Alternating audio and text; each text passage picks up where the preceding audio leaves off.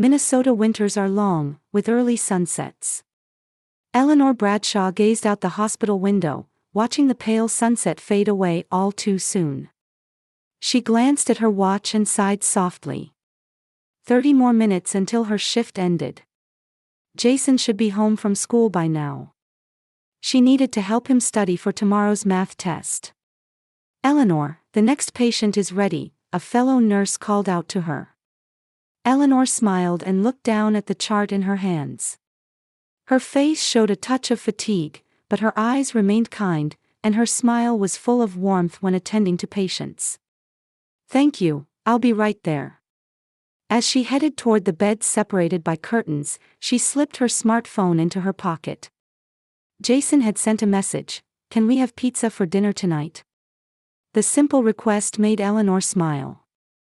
It was such a straightforward appeal from a 12-year-old boy. After finishing her shift, Eleanor climbed into her slightly older blue sedan parked in the hospital lot. For the past 3 years, she had balanced her work as a nurse with raising her son alone. It hadn't been easy, but Eleanor had no choice. After the divorce, child support payments from her ex-husband Richard came in regularly, but she wanted to maintain as independent a life as possible. When she arrived home to their quiet suburban neighborhood, Jason was doing his homework at the living room table. He looked up as Eleanor entered the room. The boy's face resembled Richard's, the same sharp eyes and slightly pointed chin. But his slender build and gentle mouth were inherited from his mother. "Welcome home, Mom." "I'm home, Jason. How's the homework coming along?" Eleanor gently stroked her son's hair. Jason didn't brush her hand away, nodding happily instead. "Almost done. But tomorrow's math test is a bit difficult."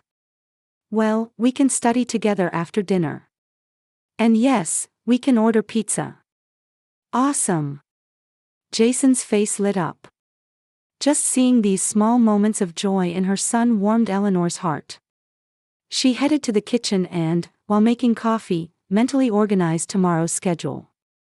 Friday was the day Richard would come to see his son. Looking out the window while sipping her coffee, she noticed a moving truck parked in front of the house across the street. Eleanor remembered that a new resident was scheduled to move in today. She stood by the window, observing an elderly woman who had stepped out of the truck. The woman stood straight-backed, with neatly trimmed white hair. She was politely giving instructions to the movers. It appeared she was moving in alone.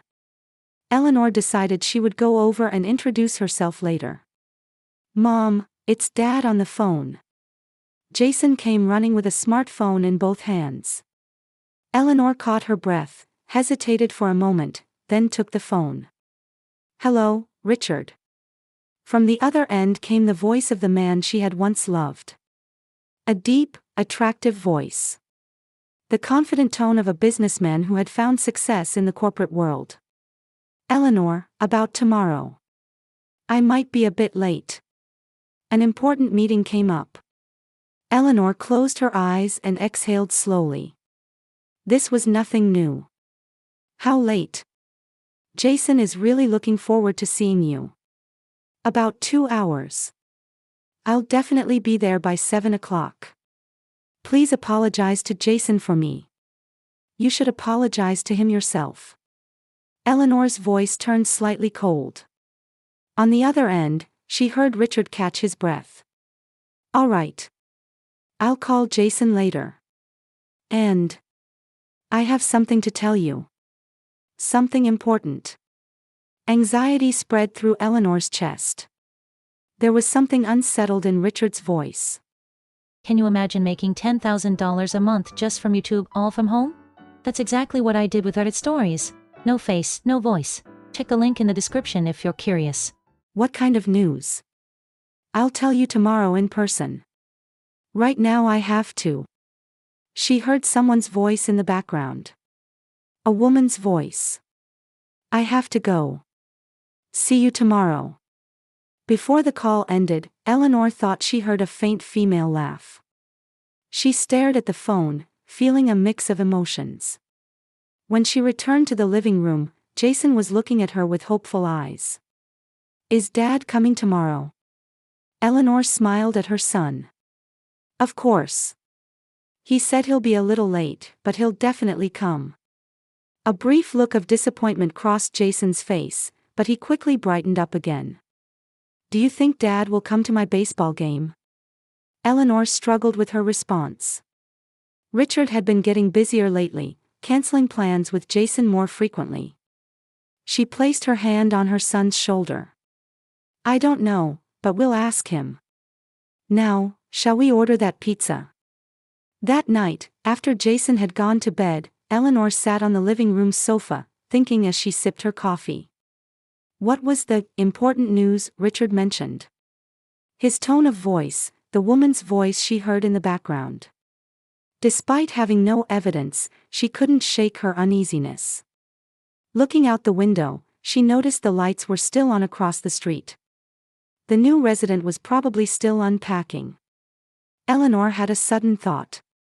Tomorrow, she would go over with Jason to say hello. Welcoming new neighbors was a tradition in this small town. Perhaps the fresh air and a new acquaintance would lighten her mood a bit. Eleanor sank into the sofa and closed her eyes.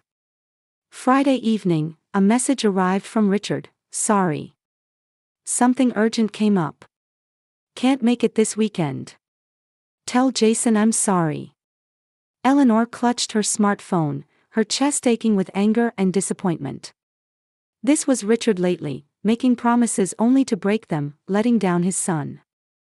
She took a deep breath and regained her composure.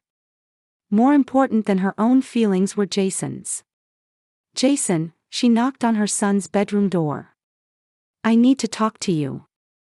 The door opened to reveal the boy's expectant face. He had already changed into his favorite baseball t-shirt. It's time for Dad to come, he said with a bright expression. Eleanor felt a tightness in her chest. Jason, I have bad news. Dad can't come today.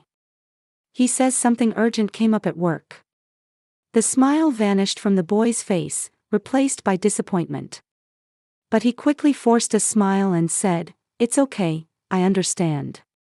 His voice held a resignation and understanding beyond his years. Eleanor's heart ached. How sad that a 12-year-old child should become so accustomed to adult excuses. Hey, why don't the two of us do something special? How about a movie and then dinner?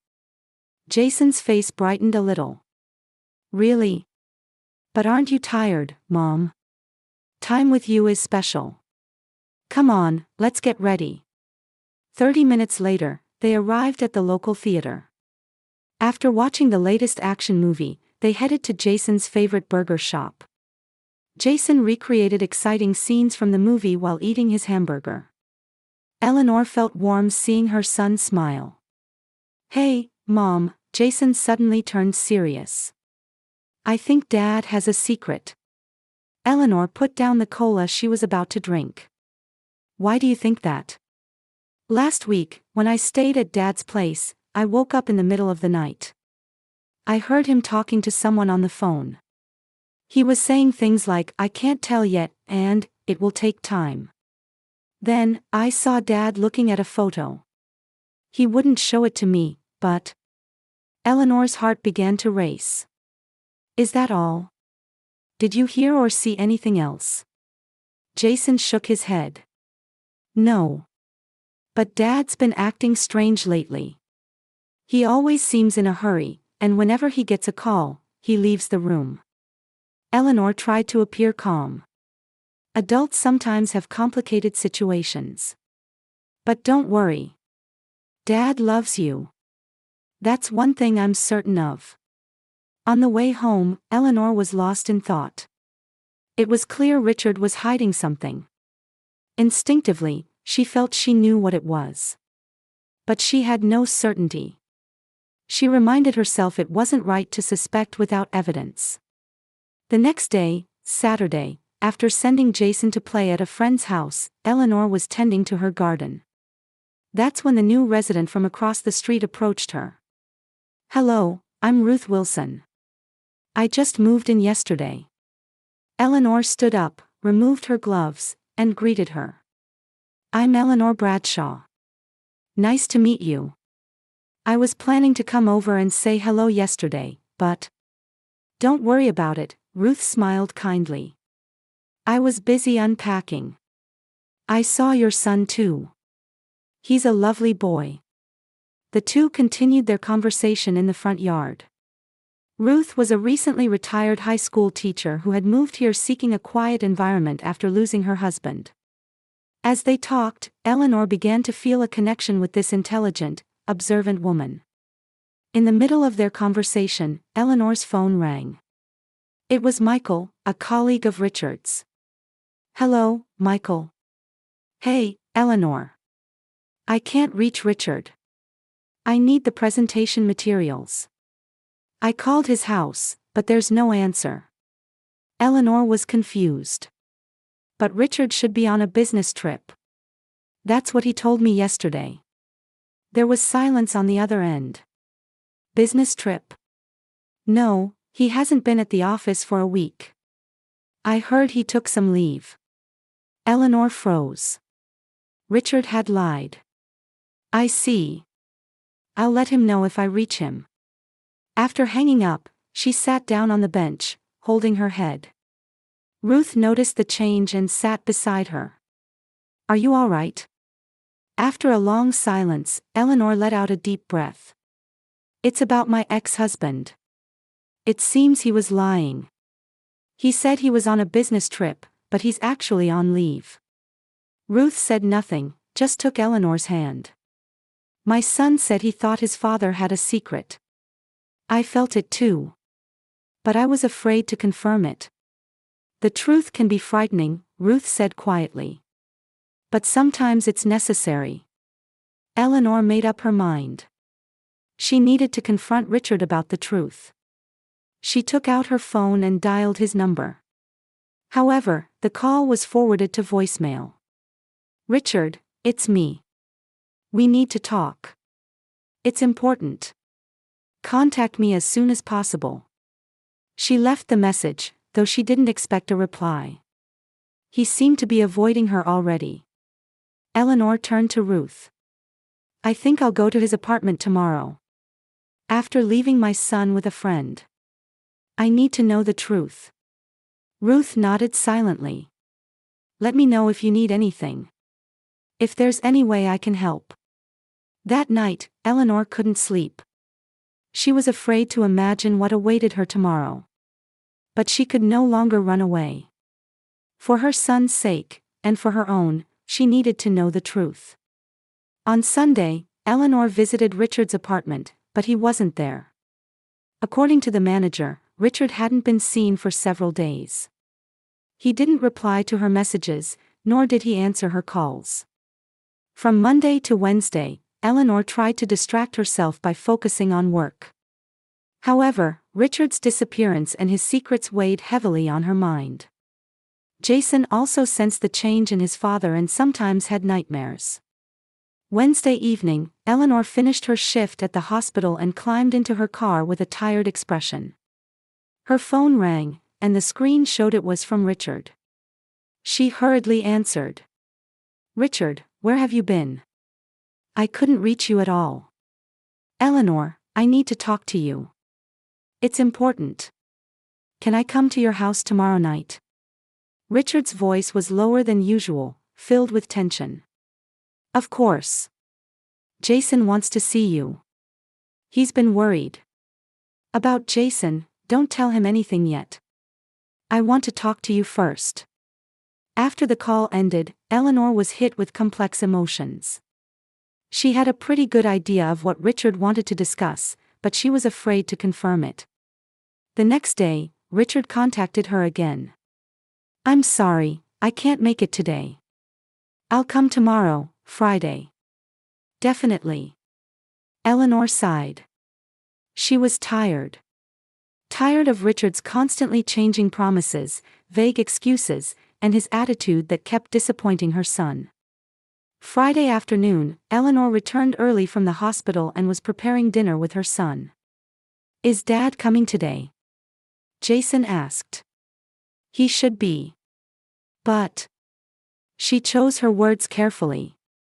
Dad seems to be very busy lately, so don't be surprised if he can't make it. Jason nodded silently. Eleanor's heart ached. Her son had grown accustomed to being disappointed by his father. After dinner, a message came from Richard. Can't make it today either. Business trip extended. We'll contact you next week. Eleanor gripped her phone in anger. Jason looked at his mother's expression and seemed to understand everything. Dad's not coming again, is he? I'm sorry, Jason. Dad is. I understand, Mom. It's okay. Jason shrugged. But there was sadness in his eyes. Hey, want to go see a movie? Eleanor suddenly suggested. I think we can still make it. Jason's face brightened. Really? But isn't it late? Let's make it a special day. Go get ready. 30 minutes later, they were at the local theater. Jason had regained his childlike joy, clutching his popcorn. After the movie, they decided to have a late dinner at a nearby Italian restaurant. Mom, I'm so full, Jason said contentedly after finishing his pizza. Eleanor looked at her son and smiled. Did you enjoy it? Yes, a lot. It's always fun with you, Mom. On the way home, Eleanor's phone rang. It was an emergency call from the hospital. I'm sorry, there's been a major accident, and we're short-staffed, her colleague said. I understand, I'll be right there. Eleanor hung up and looked at Jason. I'm sorry. I need to go back to the hospital. I'll drop you off at home and leave right away. When they were about a block away from home, Ruth hurried toward them from across the street, looking flustered. Eleanor. Wait. There was clear tension in Ruth's voice. Eleanor stopped the car and opened the window. What is it, Ruth? After checking the surroundings, Ruth said in a low voice, There's someone in your house. About 30 minutes ago, I saw a man enter. He looked like your husband, but it wasn't him. And there was a woman too. What? Eleanor gasped. Are you sure? Absolutely. They entered through the front door. Seems they had a key. With trembling hands, Eleanor took out her phone and said to Jason, Stay here. Stay with Ruth. Eleanor's voice shook as she called 911. Someone has broken into my house. My 12-year-old son and I are outside, but there are strangers in the house. A few minutes later, 2 patrol cars arrived quietly without sirens. 4 officers confirmed the situation with Eleanor. Please maintain a safe distance, they said as 2 of them went around to the back of the house and 2 approached from the front. Eleanor hugged her son, her chest tight with fear and anxiety. It's going to be okay, Jason. The police will handle it, she said, though she couldn't convince herself. One of the officers peering through the window into the living room suddenly backed away with a shocked expression. I can't believe it. The officer muttered. Another officer looked through the window and showed the same stunned reaction. What is it? What's happening? Eleanor's voice trembled with anxiety. Ma'am, there's blood inside. The officer stammered. Just then, a voice on the radio called for emergency medical assistance. Blood? Whose? What happened? Eleanor was on the verge of panic. 2 injured, unconscious, massive bleeding, an officer reported over the radio. As everyone froze, a weak groan came from inside the house. The officers entered cautiously with weapons drawn.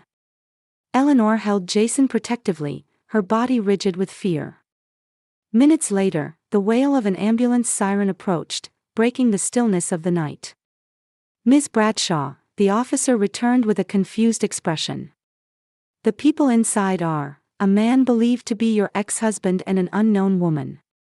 Both are injured, and paramedics are treating them now. Richard? But he's supposed to be on a business trip. Eleanor was confused. From the situation, it appears there was a violent altercation between them.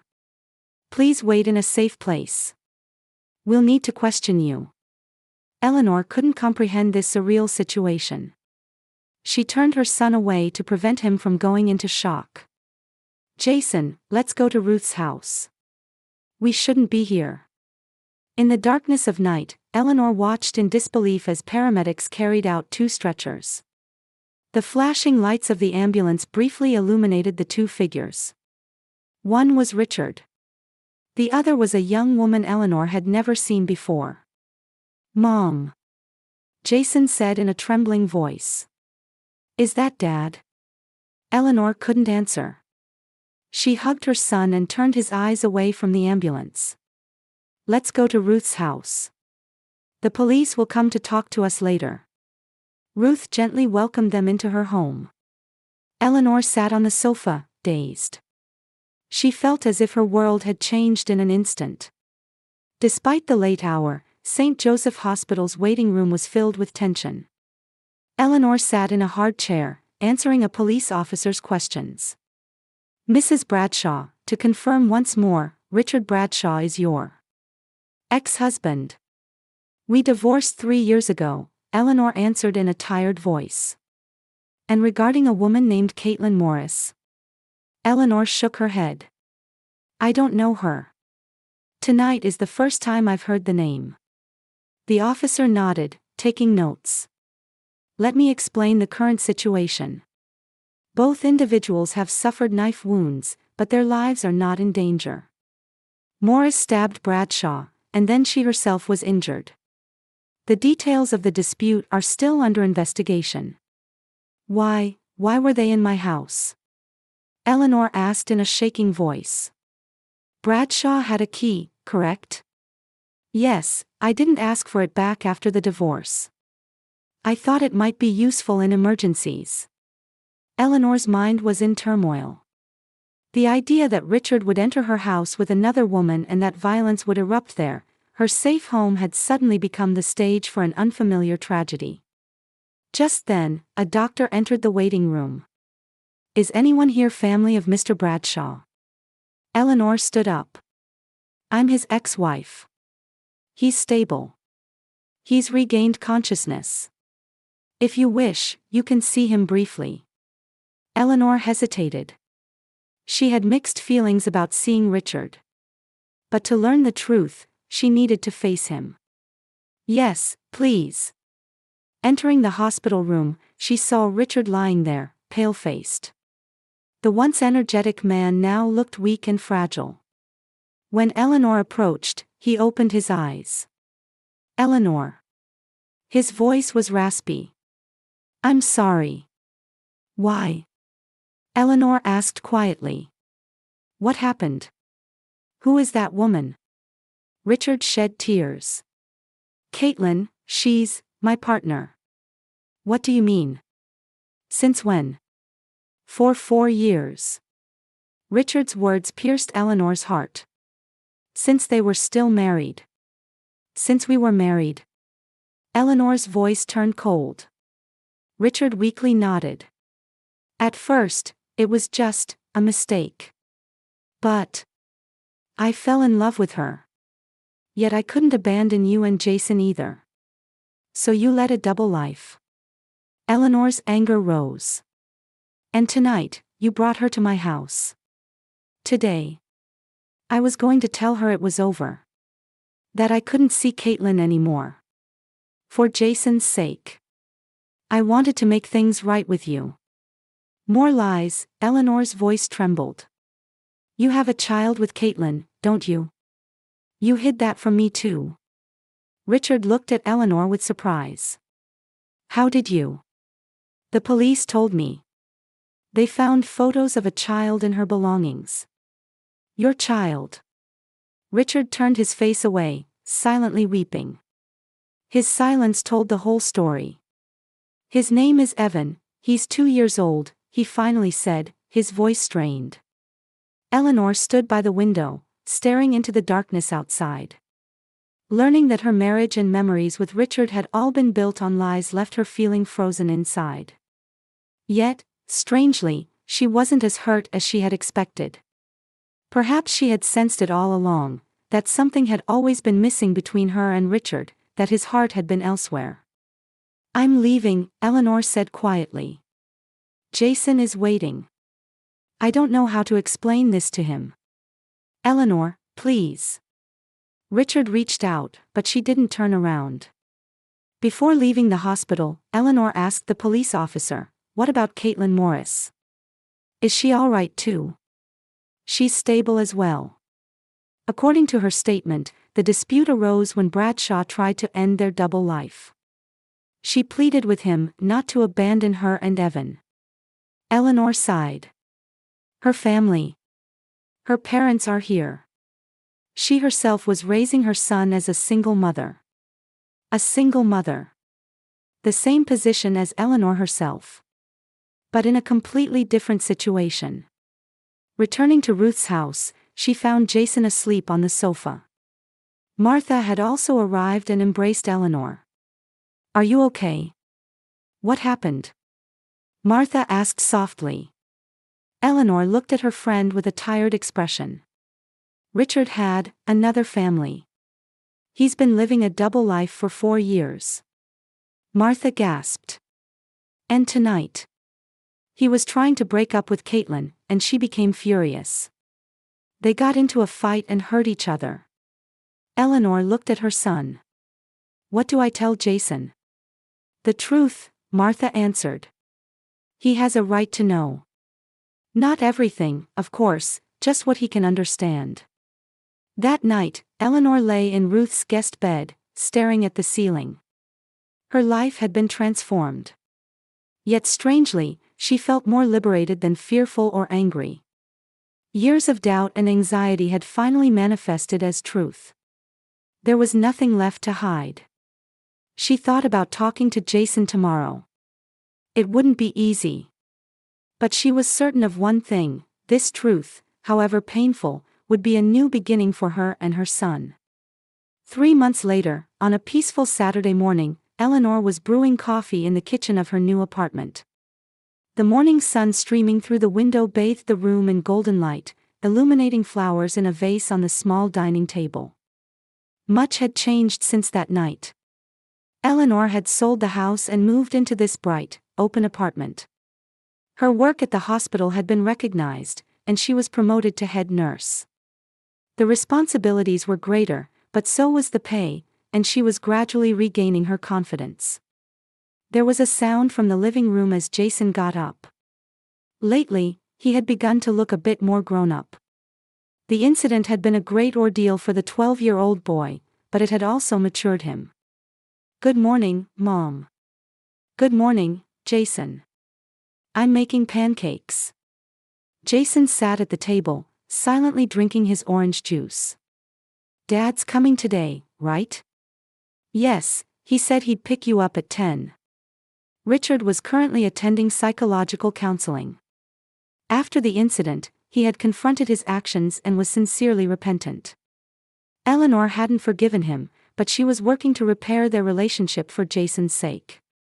"Mom," Jason suddenly turned serious.